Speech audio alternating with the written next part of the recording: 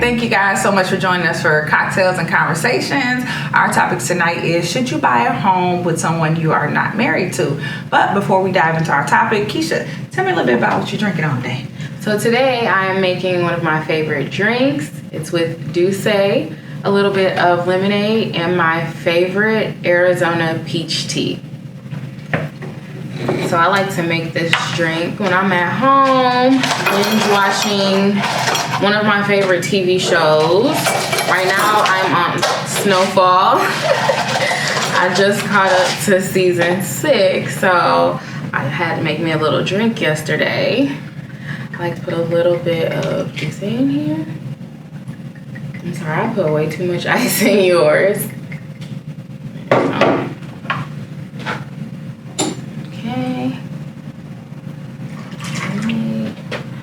We need a bigger glass. Yes, we do. These little small glasses. See, at home I got a regular tall glass just to give it a little bit of color. Okay. Alrighty. Let me go ahead and taste it for you. Make sure it's right.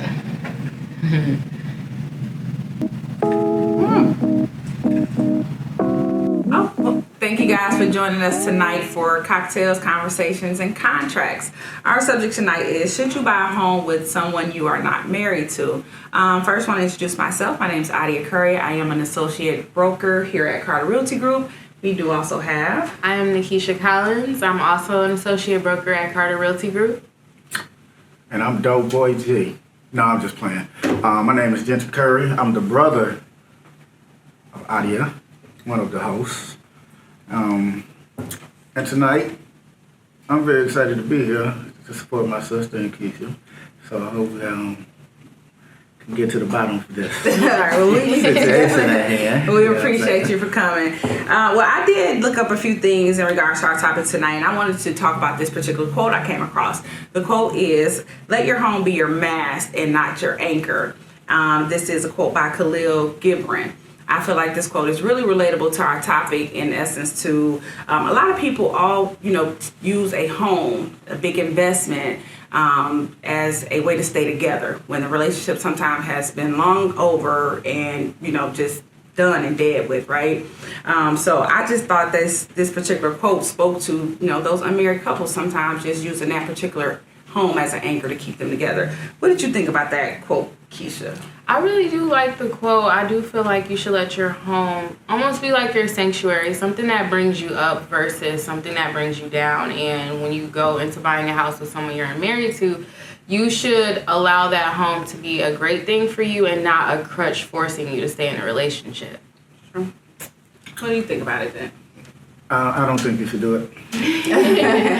Well, what do you think about the quote? Oh, yeah, the quote. The quote makes sense. Like, that you said, that should be your peace. You know what I'm saying? Place of sanctuary. Sanctuary of peace.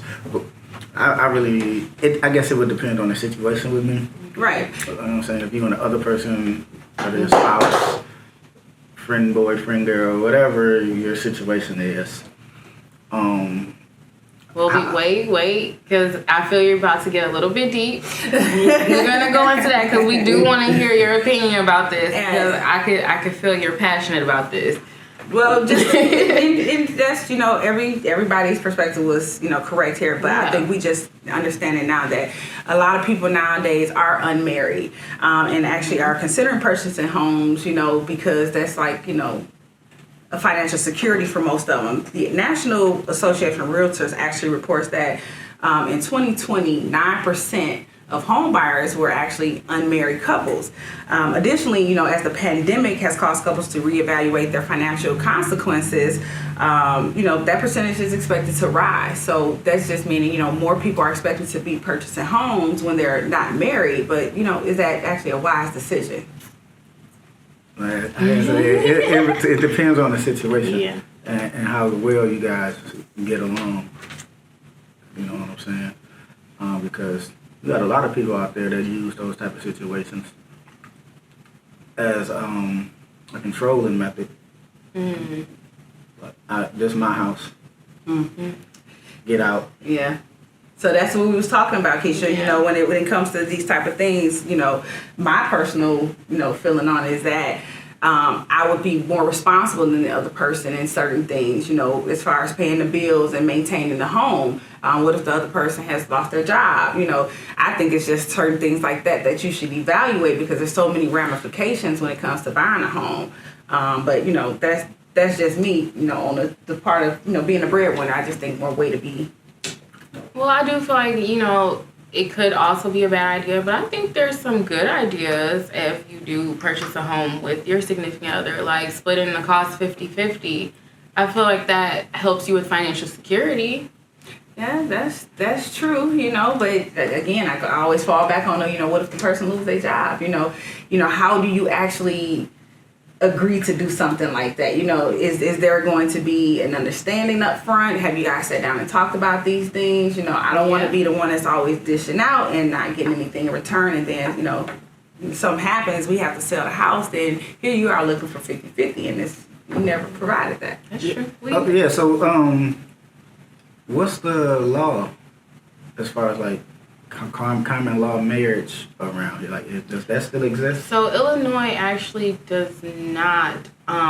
They don't honor common law in the state. So, but they do honor if you've been living in this residence, getting mail and such things like that as like you renting to a tenant. Really? You can't put them out. They do. And you know that's why I say this is such one of those topics that you think about. Is this such a good idea for me to do something like this? Does that go for dating exactly? I think it goes wrong. I still think as a man, it's a lose-lose situation for us, because it'll be the same as just as you married. If you take it to court, especially if you have children with the female.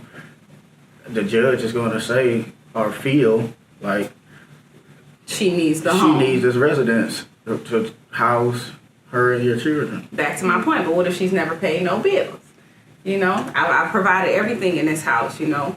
I've done everything, and here we are at a point where we are splitting and we have to go our separate ways, but I put my money and my time into this establishment. Like, why do I have to leave? Well, there was a point in time where I was actually interested in purchasing a home with a partner, and while I was doing research, I did find out that you can do a cohabitation agreement. So in that agreement, you can put down like what expenses would be covered by, you know, one party or even both parties, and then what will happen to the property in the event that you both do break up. So, I mean, I would make something contractual if I was really interested in buying a home with someone that I wasn't married to. So this is like a contract or something that you would do with someone prior to... Okay. We'll get married. That's true. I agree. 100%. You might as well get married. Or just a contract, right? Might as well. We got to do all of that. We might as well just tie the knot. See, that just goes back to my point with it all. Is just that there has to be some sort of ground. There has to be some sort of foundation, structure as to how we're going to do this. What's the understanding? Is this just a business relationship? Or are we just doing this? Or are we working towards marriage? Or, we just trying to get this house and have a place to stay for a while, and then we're going to split up, and then we're going to, it's going to wreak havoc on everybody around. Well, I would suggest getting a unit, a multiple unit. So just in case it doesn't work out, if something happens, you know what I'm saying? Somebody got to say, get out. Like, all right, cool. But the deed I'll be is upstairs. The deed. The deed is the deed. Title is title. When you're on title together, you're on title together. When you're on the deed together, you're on deed together. So regardless of the multi-unit, Yeah, but I have a better chance of not being home. That is true. If we have to go to court, I can say, well, Your Honor, we own a multiple unit. There's 4 apartments in here. At least for right now. Let me move in one of the apartments. That's true. You know what I'm saying? That's true. Hey, I mean. That's true. So it's just always, really mindful, just be mindful and play it safe when you are trying to, do something like this. Because when it comes to real estate, being in the game, we know it's a lot that goes into this. A lot of legal things that go into this. Yeah. So you don't really want to have yourself wrapped up with somebody that's not going to, for one, see the same goal you have in mind, but also, somebody's going to cause you problems when it's time to split ways. Plus, this is one of the biggest purchases that you are going to make in your life. So definitely take your time. Yeah, I prefer to be married if I'm going to risk purchasing a home with somebody and it not work out and I have to give it away. That's true. I prefer to at least be like, I gave it to my wife. Because at the end of the day, believe me, I'm going to sitting around talking to my homeboys, my sisters and brothers, like, oh man, I just had to give a house to a girl I was just sleeping with. True. No matter how long we were together, like, you know what I'm saying, dating or whatever. Right. It still was someone I was just sleeping with when it's over with. Mm-hmm. So now, I had to give up this house. Thank you. So that's that goes into another point that I have, is if are both parties financially, sound? Do both parties have a clear understanding of how finances work, maintenance work, overhead works, a down payment? If you really want to get to the nitty and gritty of, there's a lot that comes into this. What would your smart financial decision be behind? I feel like when two people are able to pay the bills, it does make life a lot easier. And I feel like when it works together, it can be a smart financial decision. But also, when it doesn't work, it can be a financial downfall. So that's true. Yeah, I just do what Keisha said, and let's do this contract. so we out here putting contracts on people for home ownership. Hey, I'm just saying, man, you got to cover yourself at the end of the day. Like, that's hard work cash that you had to blood, sweat, and tears, pour blood, sweat, and tears out for. And you don't want to just give that up. What if you don't have kids with the other partner? Well, we gonna sell this house and we gonna split it. My kid's not gonna get it. What if I die? It's so much stuff that comes with with that. Because are you gonna take care of my kids? Are you gonna make sure they have a home when they when I'm gone? I don't know. And that's why you do that contract. Mm-hmm. So get a lawyer, please. Real estate. So even if you do it, at the end of the day, be like, well, my stake in this goes to my children. Mm-hmm. That's true, and there are ways that you can have those type of things done when you are dealing with someone you're not married to and you're working with real estate. You always want to partner with a good realtor, but you also want to have a real estate attorney who actually understands all legal ramifications when it comes to owning a home and how you should own that home as to. I don't know nothing about real estate. That's why we're here, Jen. And you guys, I'm not gonna lie. When you first asked me to come join you guys, I did no research. But nah, like I said, man, I really wanted your opinion because we're all unmarried on this panel. Yeah. Just to put that out here. We're not married, but home ownership is something that I think we're all interested in getting to one day. If not, we're already there. Mm-hmm. But it's something that it should be a thought on everybody's mind. Especially if you're not married. I think they should start doing dating contracts. Period. Like, that's another subject. You know what I'm saying? As soon as you start dating somebody, just be like, read over these terms and conditions, please. If you agree, initial right here. Initial right here. Sign right here. Do you have anything for me? I'm just saying, like, it'll be, you can be like, hey, I didn't say that. It's in the contract. Read the contract. That's true. It explains to you the exact type of person I am. That's true. I said what I wanted. I said what I didn't want it. He did. So, like you said, a contract settles, paperwork settles everything. Mm-hmm. That's true. Well, we can always say that. I just think that it's a very, I won't say touchy subject, but it's a very serious subject because, nowadays most people are not married. Mm-hmm. A lot of people are millennials and, they're just looking for that financial stability like you were speaking about, and they're not really sitting down and discussing the facts of what really goes into home ownership and thereafter, So I always say, owning a home is a very exciting prospect for many people. But for some of us, it do come before time that actual not, making that commitment. it's a good idea, but like I said, it's just several things you really just want to sit down and take into consideration before making such a big change in you guys' lives. And communication is key. So if you are interested in purchasing a home with your partner and you're unmarried, sit down and talk to them first before you guys decide to, you know, go into getting a pre-approval or even meeting with somebody. Like, check all the boxes to make sure that it's perfect for you both in all aspects, not even just financially, but you need to think about all aspects of your relationship too. You need to think about what could happen in the future as well. If someone loses their job, are you going to be able to pick up the pieces that your partner is no longer able to get anymore? That's a big thing right so there. You just need to sit down and really communicate and talk to each other and do research. That's true, you know. It's essentially just being aware of the responsibilities, because not only is buying a house a big responsibility, like I said, the upkeep, the maintaining of the home, you know, property taxes, association fees. There's so much that goes into actually owning the home and keeping it owned by those parties that come into play. That's a marriage. Like, that's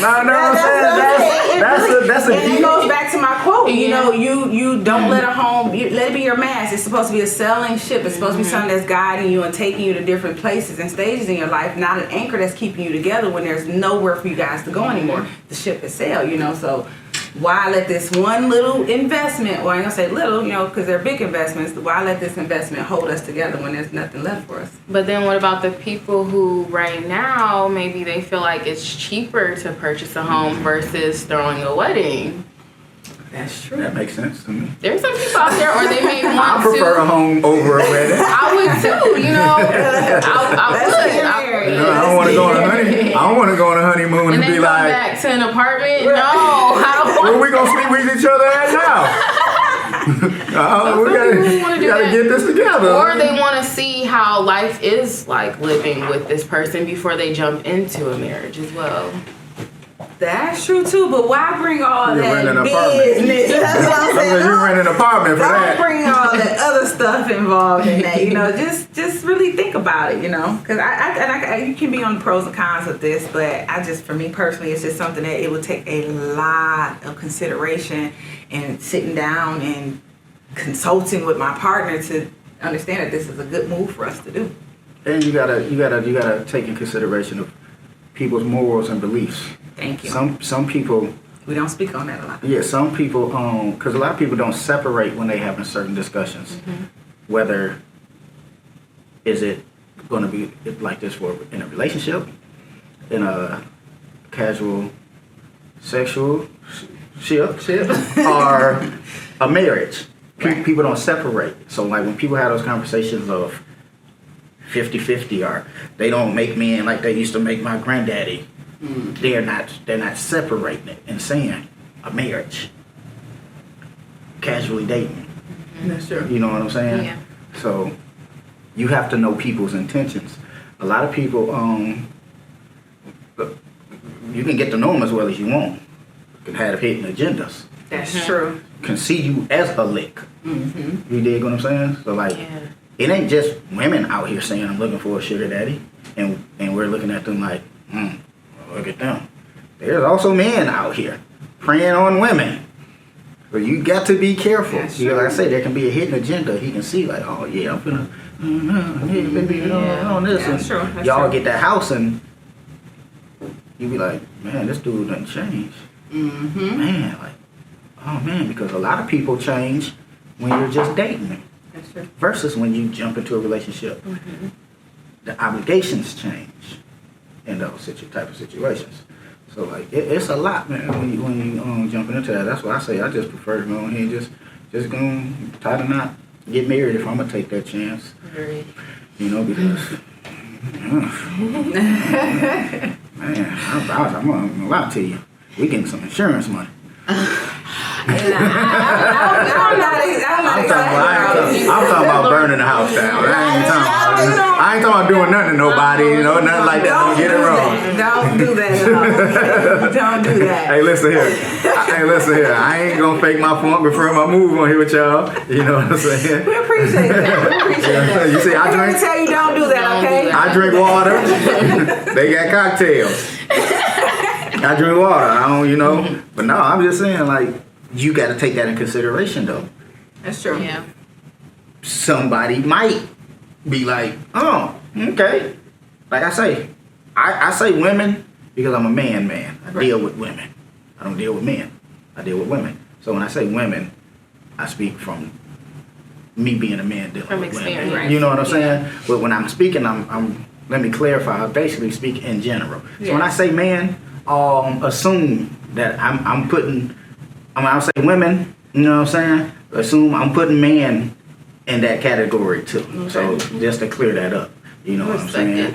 But like you never know nobody's intention, man. Like I said, you can get somebody in there and they be like, oh, you got to get out. You can take it to court. And they say, well, you got to get them their house. Or you got to get her their house. I think that's my biggest fear because I don't want to have that over somebody's head because it'll come down to really, like, you're not paying nothing. Okay, well, you have to go. And I don't want to be that bad person. Then it's like, I don't want to be on the other end as well. You know, I've got into the situation and, you know, it's not a multi-unit. I can't go in the basement. I have to go. So I think that's really, you know. So get the contract, people. Yep. What was the name of the contract? Cohabitation agreement. Cohabitation agreement.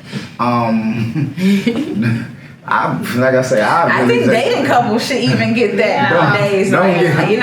Don't start nothing without a contract nowadays. That's not a bad idea to even do when you dating somebody and you're living together. You know, let's understand this is how things should be flowing for because us. You see now, people are getting in those Airbnbs. Yeah. And once they rent them out, they're not leaving. Yeah. And it's I don't know if it's state to state different laws, but like they're not able to just put them out of the Airbnb. So imagine that. You getting a whole house with somebody, mutually agreeing, and then like I say, you're trying to get it and you know what I'm saying, take it to court and do it the legal route. Exactly. And those people are saying. And it'd be like you said, it sounds much like a marriage because those how things will have to be handled. Things will have to be taken to court, split down the middle, or however you guys agree to it. And then, you know, who's going to take the loss, who's going to take the win, or if it's even going to evenly be divided. So it's like, do I even want to take that chance with somebody, you know, that I'm not committed to? Like, I mean, marriage ain't forever either, but it's like I would just feel safely, you know, safer in a marriage doing such a thing than, you know, with somebody I'm just. Well, I don't judge, so if there's anyone out there, you and your partner, if you are ready to purchase a home and you're unmarried, come to me, Nakisha Collins at Carter Realty Group, or come to Adia at Carter Realty Group, and we can help you. It doesn't matter. We don't judge. We just might not be ready for that yet. Y'all can come to me. And I'll refer Keisha Collins. Although we don't, we are here to provide our most professional knowledge and experience and understanding and how the process actually works during the process of actually buying a home and then thereafter. So, you know, if you're thinking about it, guys, like I said, you know, just really take the time, sit down with your partner. Focus on the most important things, not just looking good or having a soul sign on, you know, on the internet. It's more than that. That's going to really test those soul ties. Well, thanks again for joining us for Cocktails, Conversations, and Contracts. See you guys on the next episode.